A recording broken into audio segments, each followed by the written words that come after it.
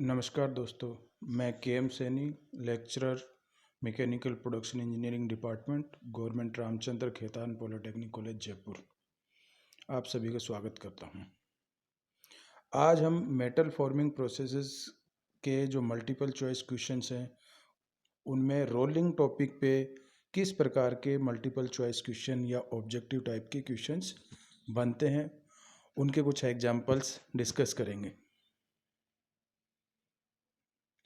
तो आज जो हम डिस्कस करेंगे वो जो रोलिंग प्रोसेस है उससे रिलेटेड ऑब्जेक्टिव क्वेश्चंस के बारे में डिस्कस करेंगे। पहला क्वेश्चन है, an important product manufactured by rolling is, कि रोलिंग से बनाया जाने वाला एक इम्पोर्टेंट प्रोडक्ट है। ऑप्शन ए है I section, B tubes, C metal rolls और डी डिस्क्स। तो यहाँ हम देखते हैं चारों ऑप्शंस में आई सेक्शन जो है, जो स्ट्रक्चरल सेक्शंस हैं वो रोलिंग के द्वारा बहुतायत से बनाए जाते हैं। तो इम्पोर्टेंट प्रोडक्ट जो है रोलिंग से बनाया जाने वाला जो है वो है आई सेक्शन।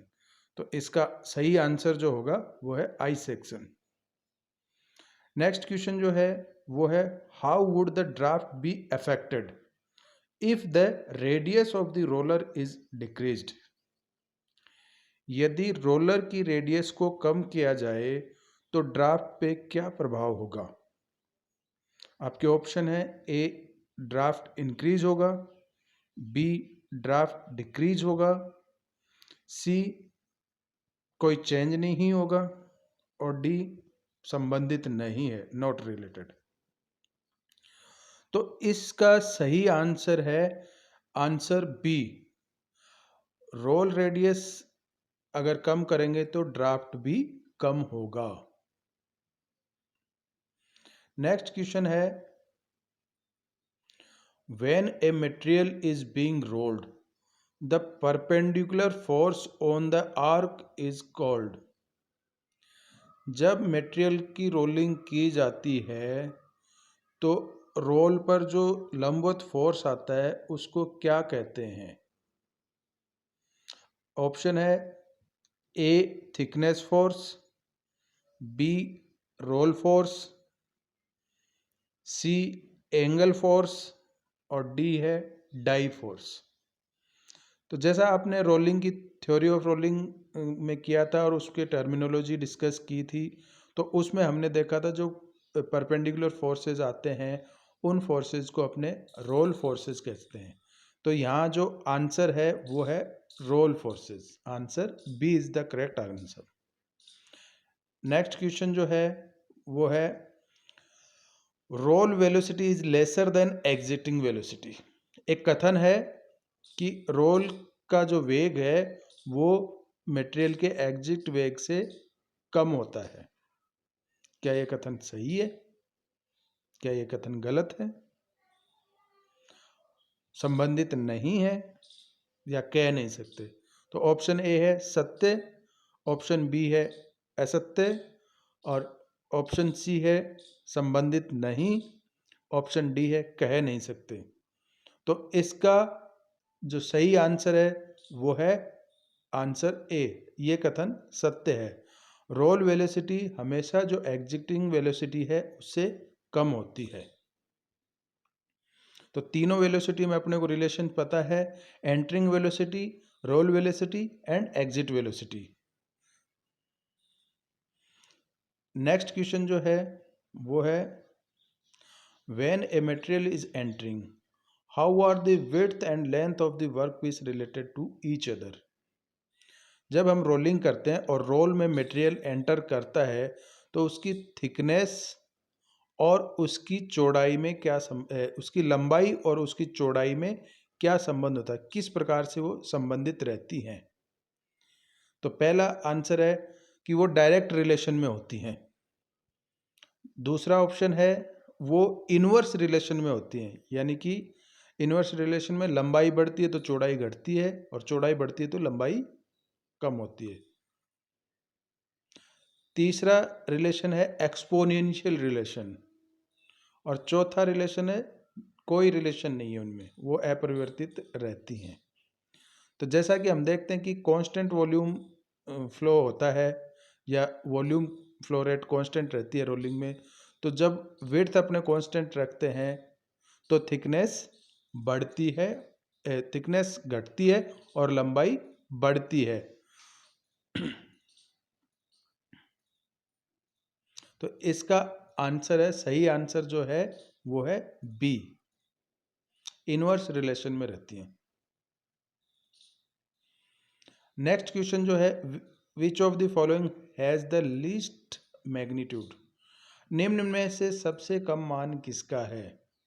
आपके ऑप्शन है slip velocity, surface velocity, entering velocity and exiting velocity.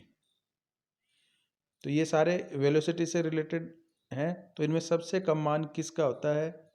इसका सही आंसर है एंटरिंग वेलोसिटी। एंटरिंग वेलोसिटी का मान सबसे कम होता है।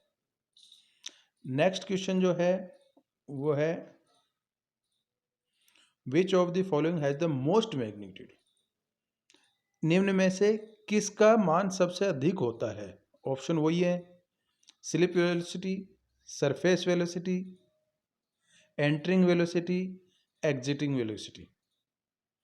तो हम इन रिलेशन से जानते हैं कि एंटरिंग वेलोसिटी का मान सबसे कम होता है और एग्जिटिंग वेलोसिटी जो होती है ऑप्शन डी, उसका मान सबसे अधिक होता है।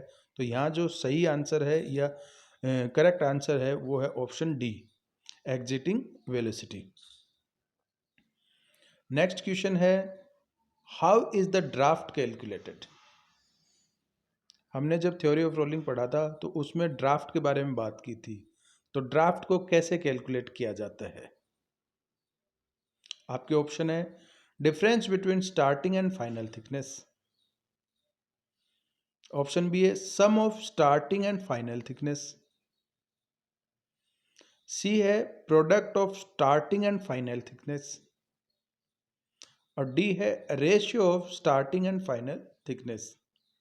तो जैसा हमने थ्योरी ऑफ रोलिंग में बात किया था, तो ड्राफ्ट जो होता है वो डिफरेंस होता है, difference between starting thickness and final thickness after in one pass. तो जो रोलिंग में जो ड्राफ्ट दिया जाता है वो उसको कैलकुलेट करते हैं प्रारंभिक थिकनेस माइनस फाइनल थिकनेस। तो यहाँ जो सही आंसर है या करेक्ट आंसर है वो है option A, draft is calculated as a difference between starting and final thickness. Next question है, with an increase in starting thickness how would it affect the reduction? जैसा कि हमने थ्योरी ऑफ रोलिंग में बात किया था कि रिडक्शन जो होता है वो होता है ड्राफ्ट डिवाइडेड बाय प्रारंभिक थिकनेस। अब यहाँ हम पूछ रहे हैं कि अगर प्रारंभिक थिकनेस को बढ़ाया जाए तो रिडक्शन पे क्या प्रभाव पड़ेगा?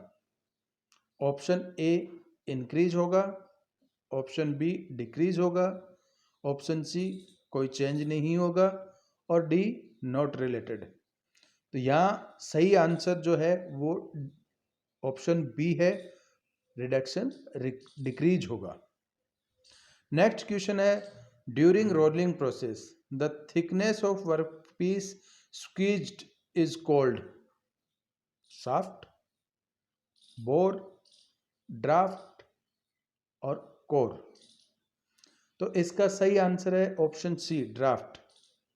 ड्राफ्ट की परिभाषा क्या है कि जो the difference between starting thickness and final thickness is called draft, यानी कि एक पास में हम थिकनेस को कितना दबा रहे हैं वो ड्राफ्ट के बराबर होता है।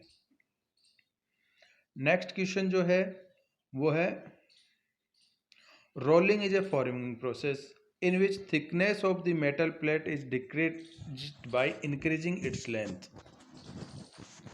रोलिंग एक प्रोसेस है जिसमें किसी भी मेटल प्लेट की थिकनेस को रिड्यूस करके और उसकी लंबाई को बढ़ाया जाता है।